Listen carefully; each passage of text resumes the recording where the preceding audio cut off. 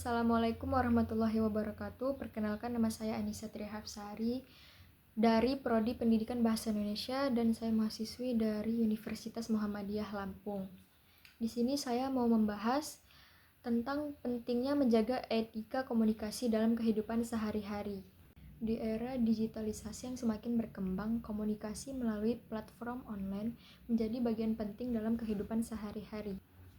Namun, tingkat kesopanan dan etika dalam komunikasi online seringkali kurang dimanfaatkan. Artikel ini menjelaskan mengapa etika dan tata krama sangat penting untuk membangun interaksi di dalam dunia maya. Menghargai pendapat orang lain salah satu aspek utama etika dalam komunikasi online. Di ruang diskusi seperti media sosial, opini bisa sangat beragam. Menghargai pendapat orang lain meskipun berbeda pendapat dengan kita merupakan bentuk dasar peradaban digital. Bicara dengan penuh hormat tidak hanya membangun hubungan yang lebih baik, namun juga mendorong diskusi yang produktif dan bermakna. Menanggapi kritik dengan bijaksana dalam lingkungan online yang terbuka. Seringkali menjumpai kritik dan komentar yang tidak sepenuhnya mendukung. Bersikap gesit dan terbuka adalah bagian penting dari etika dan tata krama dalam digital. Menggunakan bahasa yang sopan dan tidak menyinggung dapat membantu kita menghindari konflik. Berkomunikasi dengan bahasa yang sopan membuat bahasa kita mudah dipahami dan diterima oleh pendengar. Etika komunikasi merupakan landasan untuk menumbuhkan moral manusia dalam berkomunikasi. Etika komunikasi yang baik dapat mempermudah penyampaian pesan karena bahasa yang mudah dimengerti. Adapun beberapa contoh etika dalam kehidupan sehari-hari. Menggunakan bahasa yang baik dan sopan, berinisiatif sebagai pembuka dialog, menggunakan panggilan atau sebutan bahasa orang yang baik, bertingkah laku yang baik dan ramah, berlapang dada dalam berkomunikasi, menghargai perbedaan pendapat, membantu orang lain yang membutuhkan, menggunakan identitas asli, menjaga keamanan akun, menghindari plagiarisme, menghargai waktu orang lain, berpartisipasi secara positif. Menjaga etika saat berkomunikasi memiliki banyak manfaat, di antaranya membangun kepercayaan, mencegah konflik dan kesalahpahaman, membangun hubungan yang baik, membangun citra diri yang baik, memudahkan penyampaian pesan. Dalam berkomunikasi secara digital, penting untuk menjaga etika dengan menghormati privasi orang lain, menghindari penggunaan bahasa yang kasar atau merendahkan, mempertimbangi konsekuensi dan tanggung jawab atas perbuatan yang dilakukan, tidak memotong pembicaraan orang lain saat mendengarkan. Kamu sedang mencerna informasi yang disampaikan lawan bicara. Tanggapan yang kamu keluarkan nantinya sangat dipengaruhi oleh seberapa efektif kamu mendengarkan. Kurangi kebiasaan memotong pembicaraan.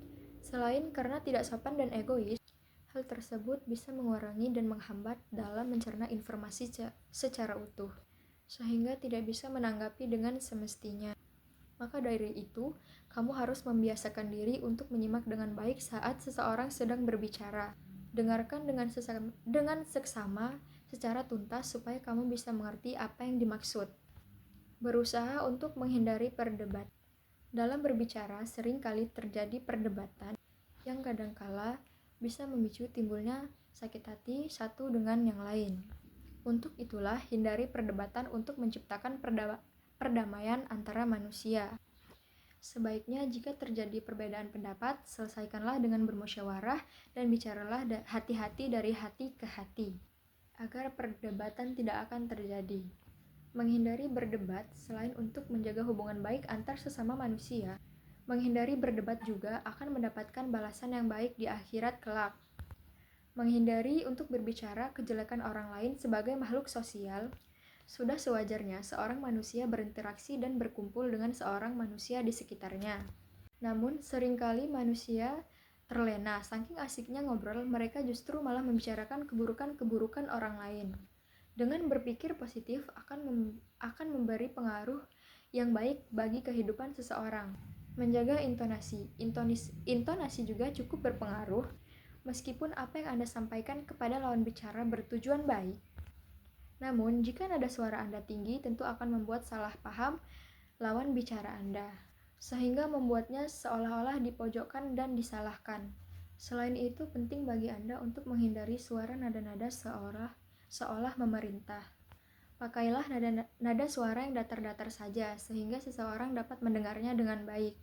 Kalau terlalu tinggi, dikhawatirkan seseorang tidak dapat mendengarnya dengan baik. Apalagi jika ditunjuk sebagai pembicara. Nada suara harus benar-benar dijaga. Sebab pendengar dalam sebuah forum baik ceramah maupun diskusi cenderung beragam. Jika nada